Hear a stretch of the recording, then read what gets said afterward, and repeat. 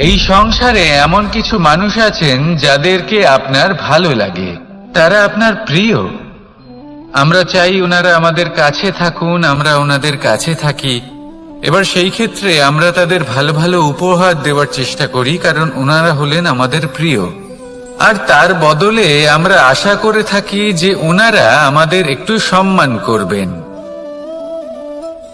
এবার এই মানুষজন যারা আমাদের প্রিয়, এদের আমরা একটা উপহার দিই। সোনা দিয়ে থাকি, আভূষণ দিয়ে থাকি, হিরে মুক্ত দিয়ে থাকি। কিন্তু যদি ভেবে দেখি, এই সবকিছুরই একটা মূল্য আছে।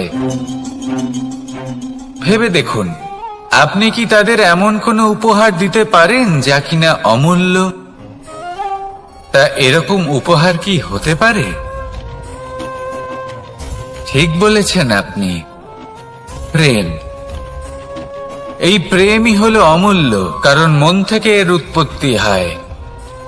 না চেয়ে পাওয়া যায় আর না ছিনিয়ে নেওয়া যায় এই ভালোবাসা। ঠিক এইরকমই হয় এই সম্মান। যদি সম্মান করো তাহলে মন থেকে এবং ভালোবেসে করো, ভয় পেয়ে নয়। মনে রাখবেন, যে মাথা ভয়ের দ্বারা নত হয়, বিরোধিতাও প্রথমে সেই করে থাকে।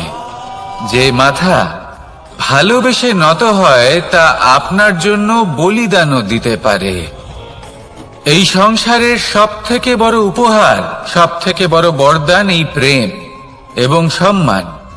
তাকে সম্মান করুন আর আমার সাথে ভালোবেসে বলুন, রাধা রাধা। সমস্ত মানুষের জীবন কিছুটা সমান হয়। মানুষ জন্মগ্রহণ করে, তারপর চলতে শেখে, জীবনে এগিয়ে চলে, বার্ধক্য লাভ করে, তারপর সমাপ্ত হয়ে যায়। কিন্তু সেই ব্যক্তিরা কারা যারা প্রকৃত অর্থে মনুষ্য জীবন যাপন করেন? এনারা হলেন সেই ব্যক্তি যারা পড়ে গেলেও আবার উঠে দাঁড়ানোর চেষ্টা করেন, নিজের ভেঙে পড়া অস্তিত্বকে আগলে নিয়ে আবার একটা আকার দেওয়ার চেষ্টা করেন, ভগ্ন আশাকে আবার একটা নতুন দিশা দেন। অসফল হওয়ার পরেও থামেন না, আবার এগোতে থাকেন।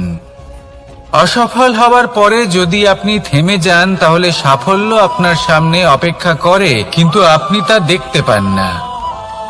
তাই জীবনের সংঘর্ষে অংশগ্রহণ করতে শিখুন। জীবনের সংঘর্ষ থেকে পালাবেন না।